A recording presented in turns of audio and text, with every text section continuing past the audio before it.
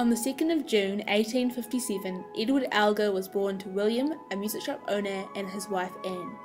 Elgar, not to be confused with Olga, grew up to become a great composer. His works had an element of playfulness and good humour to them. Elgar's music came at the end of the Romantic era and in some ways represents a fusion of the Romantic and classical styles. His music indeed sums up the end of an era. Let's take a look back through the years as we see what made Edward Elgar become Edward Elgar.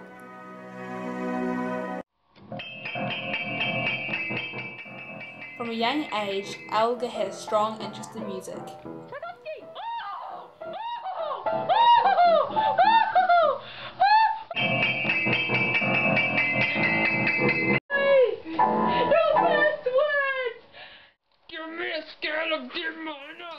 From the age of 8, Elgar began piano and violin lessons. No!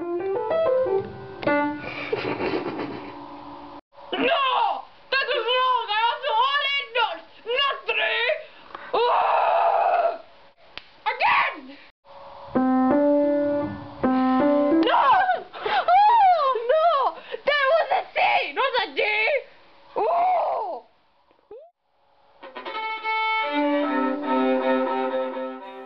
But violin was his favourite. Good job with the old violining. That sounds amazing. Arrgh. Beautiful bowing action. Mind if I just take a look? It's beautiful, but what you do is just, oh, your biceps is so hard. Yay! Yeah. A keen cyclist from the age 5, Elgar enjoyed taking time out from his busy schedule to study his favourite scores among the countryside.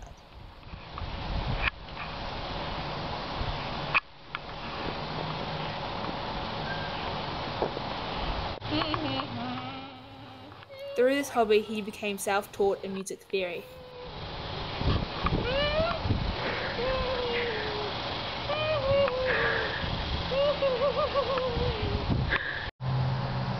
Oh, key change. D major, C major. Whoa. At the age of 15, he left school and made his first appearance as an organist and violinist.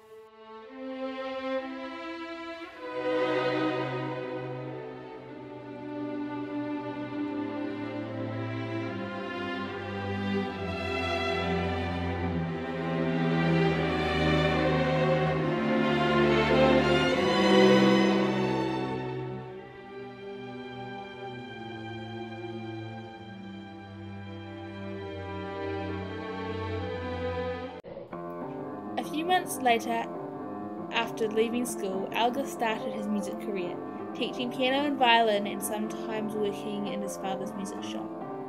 Elgar began to compose, conduct and accompany a local choir which he and his father belonged to. At age 22 he became bandmaster at the County Lunatic Asylum.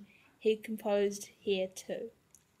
At the age of 29 he met Alice Roberts, the Major General's daughter. 3 years later they wed. She served him as a business manager and a social secretary. She was also a generous music critic. Elgar composed the short violin piano piece Salut d'amour for their engagement. His most well-known compositions were the 5 Pomp and Circumstance marches, the first of which was composed in 1901. These compositions earned Elgar honorary degrees and a knighthood. Elgar continued composing until the start of World War I. During the war, Elgar became depressed and his career suffered a hiatus as he lost his inspiration. During the war, his music began to fall out of fashion. He grew to hate his Pomp and Circumstance march with its Land of Hope and Glory tune, which Elgar felt had been made into a patriotic song which went against the reality of the tragic loss of the life in the war. At age 61, Elgar had his tonsils removed. After he awoke from surgery, he asked for a pencil and paper. On this, he wrote the melody that became the main theme of the first movement from his cello concerto. In 1919, Elgar composed his last notable work, the cello concerto in E minor. The piece represented the tragedy of the war. The piece was a major change from his previous works, which were inspired by the English way of life. The concerto highlights the despair Elgar felt during the war and what life was like prior to the war. The concerto premiered on October in 1919, played by the London Symphony Orchestra and conducted by Elgar. It was not played well. The concerto came as a shock to the public as it went against the ideas of what they knew as a concerto. The solo instrument started the piece with such a harsh, anguished cry, and it was such a contrast to his earlier patriotic works. The piece was popularised by Jacqueline du Pré, a well-known cellist and a public MS sufferer. Jacqueline was made famous after her performance of the concerto in her late teens. After her diagnosis and death of MS, the concerto became a memoir of both du Pré's and Elgar's lives. So in all, both Jacqueline and Elgar owe their success to one another. Shortly after Elgar finished the piece, his wife Anne died. On his deathbed, Elgar said,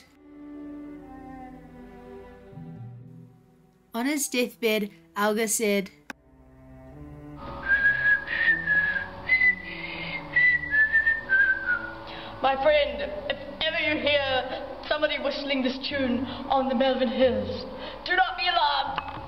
It's only me.